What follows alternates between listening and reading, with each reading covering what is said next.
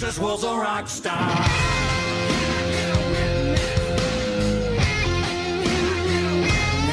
Yeah, we are in the middle of a series right now called A Church That Makes Jesus Smile.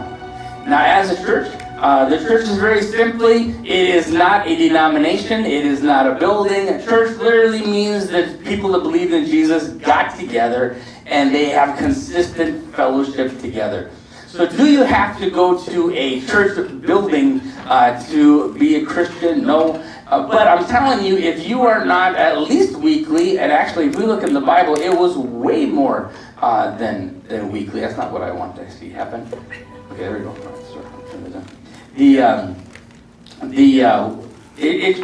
We need to be connected with our brothers and sisters in Christ. We absolutely have to be. That was always part of God's plan. And so if you tell me, well, I don't have to go to church to be a Christian, well, if church to you is a building, well, that's true. But if you don't want to be around other Christians because maybe one hurt you one time, I got news for you, they always will. I'll hurt you eventually. I will be boneheaded and stupid. And there's other people that will say and do things, and I wish I could tell you that the church is we're all perfect here, but we're not, okay? So I'm telling you that a church that makes Jesus smile, the first week, we said that the church that makes Jesus smile loves each other. They're in community. Jesus was very much into that. And then last week we talked about, remember what I preached on last week? I had it in my head not 2 seconds ago. Faith. No, faith is next. Was it faith? I think it was faith. We'll look at last week's notes. I don't remember. I almost remember. You know what I used to do that was really bad for my ego? Is I used to have last week recap, where I'd have people share what I shared the week before, and nobody ever remembered. But I'm very proud of this, and so we got to get the full effect of this. When you're bold, it makes Jesus smile. So stand tall in your faith. Let your light shine. You have to listen to Pastor Scott today. This is going to be awesome.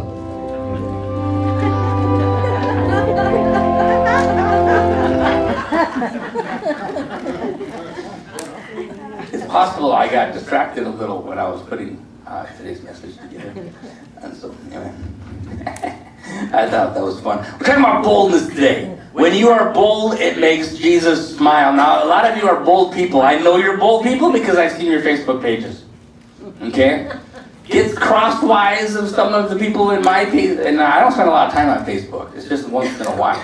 But it's sometimes you see people getting fights on Facebook. You're bold on Facebook. Some of you feel really strongly about how to cook stuff. Some of you, which I think is pretty funny, are pretty bold about your sports team. Now, I'm not a big sports guy, and so I would always pick the wrong side. And every year I would tell this one guy that I used to work with, I'd say, hey, who's in the Super Bowl again this year? And he would get so mad. How can you not know what to do? It's stupid, okay. So anyway, I'm not a very good sports guy, but some people are really passionate about their sports. Did you see the Knicks? You guys see that stuff on YouTube? So they lose, and they riot. And it was like a big little search on YouTube. They went crazy when they lost. And so then they won. And they rioted again. I didn't plan on doing this today, but maybe this is why the Lord, I don't always react like I did in worship today. And hopefully you were so caught up with Jesus that you didn't notice at all. But as we were singing, the chains break. Some of you were in my head, I was praying. And if you could have seen me, I was a mess today. That's why I had you greet each other. I couldn't talk yet. Because when you've experienced Jesus, there's some emotion there. And I can go there now. If I'm with you, if I just talk about grace and let my emotions go that direction, I can get to be a mess. Because he's so good. He's so good. And I believe that there's a tension inside of me with this. I don't want you to think I'm super spiritual or something like that. But part of boldness is just saying, okay, God, I'm just going to be. And so, I could have gritted my teeth and not let my emotions go there today. But on the other hand, I'm willing to, you do something, no kidding, the whole last song, I had tears on both sides of my face today. And it's not, I don't want you to think it's not spiritual, maybe it's just I'm getting old, I don't know, but I used to kind of look at guys that, as soon as they start talking about Jesus, they just begin to weep. And I thought, wow, I guess that's their thing. I don't know, I kind of gotten to be closer to their age now than when I was a kid then. And I kind of get it, because when you've been walking with Jesus for a while, it just gets better and better and better and better. And you get more and more and more in awe of his beauty and his love and all that he has. Time with Jesus is the key. Because the more time you spend with Jesus, the more you get to know him, and the more you get to see yourself through his eyes. And that's so important. That is so important for two reasons. For when you're stupid, and just know that he loves you so much. Those are the two things. Because he's pretty good at your praying. If you're praying right, he's saying, Scott, unless he calls you by your own name, he says, Scott, you were unkind in this conversation. You need to say you're sorry. You need to go tell this person that. You screwed up there. That's part of that process. But the other part is, when you come to him and you're just swimming in grace, Lord, I can never repay you. I am so yours, head to toe. Boldness almost always triggers spiritual opposition. Because if your emotions are getting out of hand, you'll threaten somebody because you're just scared of emotion, right? Or opposition will come in other ways. Sometimes it'll come at you in the church. They'll get jealous of you. They'll say things about you. I know something about that. Opposition can come other ways. But, I have time for 2 more stories, maybe. In other ways. But, shoot. Did he figure it out? No, you turkey butt. All right. I need, yes, Isaac. I'm going to yell for just a little bit, but Isaac, would you find the manager and tell him Welcome that to Screenage in no, I can't even preach. keeping you up to date and entertained with the latest in Hollywood and movies. Now sit back and enjoy the show.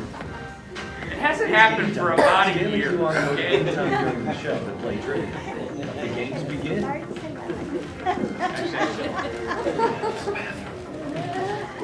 Opposition. What happens is it automatically switches from my sound to theirs, so mine doesn't work while theirs is going. Games begin. And it's on a timer, and it's running like Nebraska or something. But they usually remember to move this movie out of my theater. Come on, Ryan.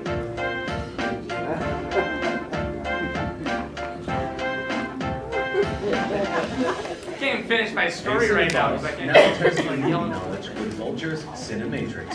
How many films can you name that satisfy these two clues? It's a good story. You'll wonder if it's true. I promise. Yeah. But it is. I Time's almost wonder if up. it's true. How many films did you name? Man, you should be running up there. Come on. Test your Run cinema myself. knowledge even more by scanning to play more Cinematrix. That would be. Now on front and center, we're going behind the screen. Check it Yeah, I out. said Isaac. It's a feast for the senses. And Germany is such a ridiculous polychromatic world. It's filled with so many crazy things. It's very unique, it's very distinctive. It's a world really unlike anything else we've really seen on screen in this way before. And we wanted to make sure And we put a gave the piece of audience cardboard in their front of money's their worth. projector. I mean, we have so much spectacle in this movie, we have so much action, and it's just a ton of fun. I think for me, seeing out the That's how I switch it back to my sound system, is the incredible 8-channel fight scene that takes button. place at Snake Mountain. That one is incredible. Pretty good. We shot there for weeks. It felt like we might still be shooting it. Like I felt like I was never going to get out of Snake. I don't think I ever met. Maybe this is spiritual opposition, huh? There That's you what I go. was just saying.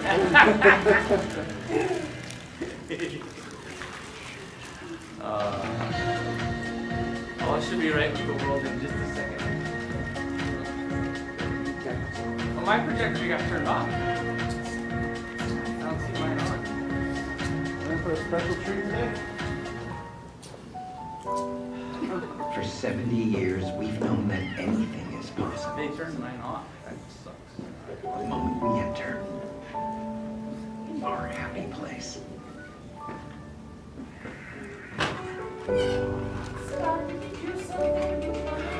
I don't know. As long as elephants still fly. And the bubbles carry your words across the land. And heroes assemble. This is how memories were made. Okay, so there goes that. As long as the 8 night- channel and boy. That's right. Like,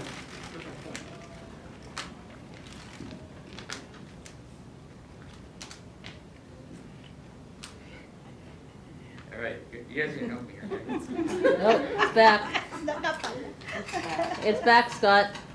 Yes, but my microphone's not back though. Push 8 channel. Oh, there I am. How about my projector? Hey, can you hear me up there? Push the button on my projector. All right, so that'll come back later on. Okay. Here's the opposition. Sometimes opposition is a little more forceful and right in your face. Okay. When I was, I actually got, I did some stupid things and I was kind of a rat. God got a hold of my life, but He got a hold of me relatively young. And so in the 8th grade, I was very bold about my faith. All my T-shirts were Jesus on them and stuff. Good job, man.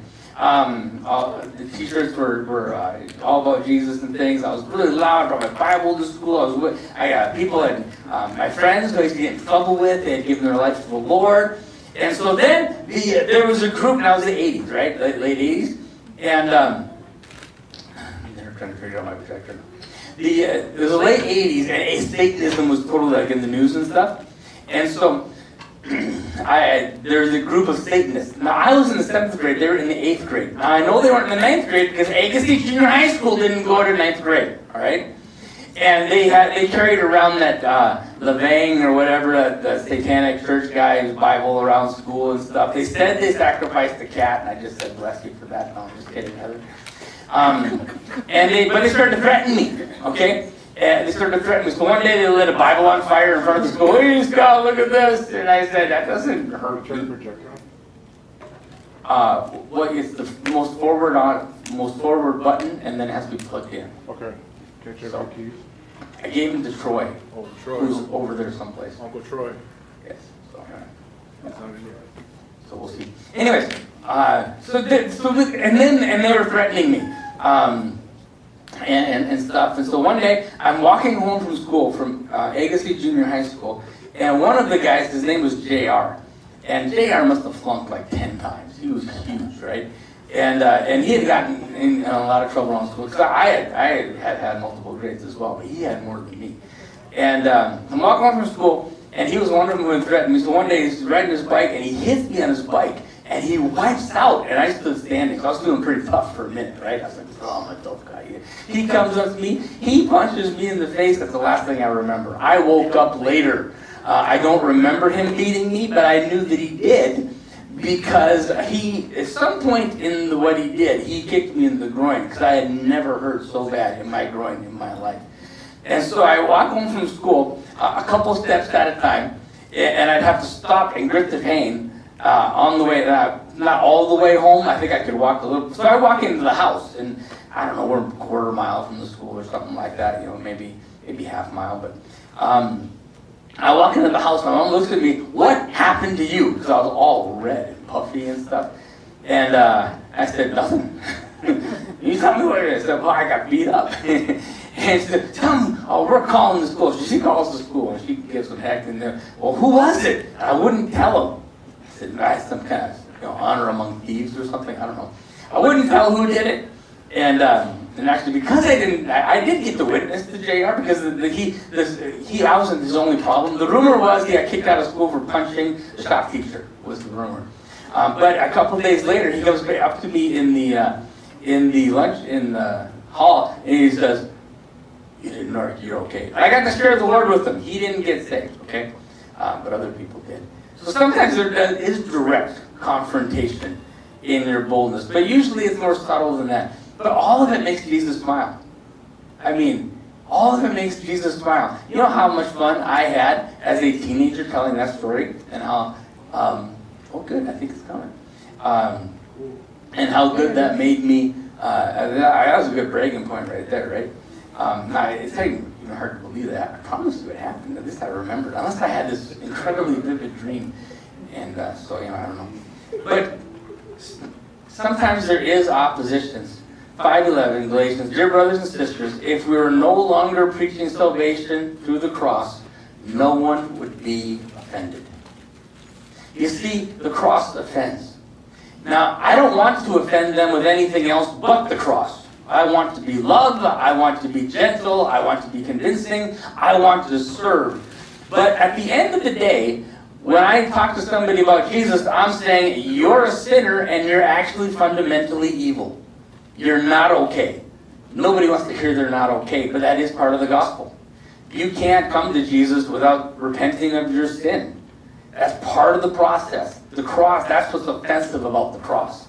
And so, bold in faith. So get ready to be persecuted. And I just want to ask you real quick before we sing another song here, and that is, are you amazed at your boldness?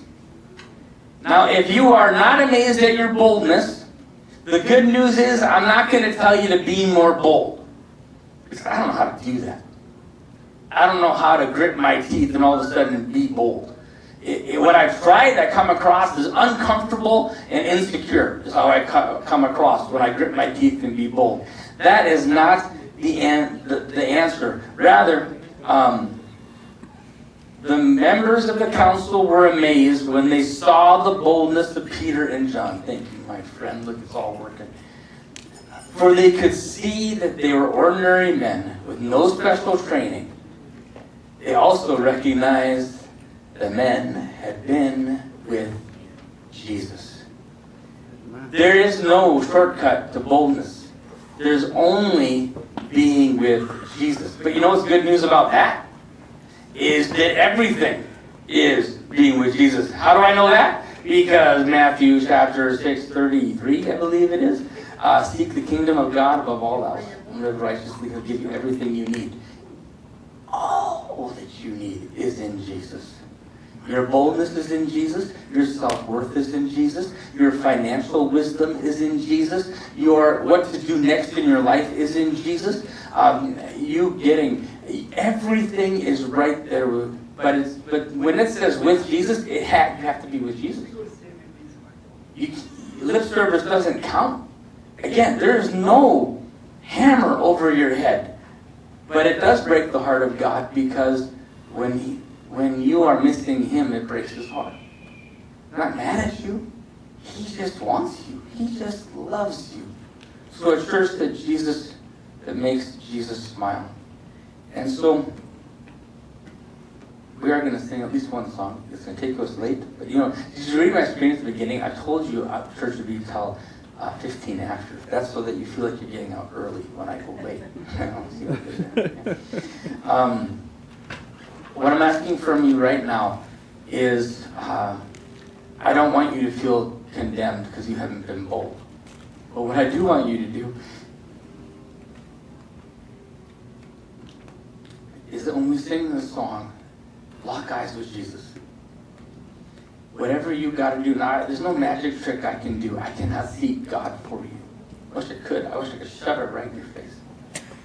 But it doesn't work that way. I can show you what it looks like. I can do it myself.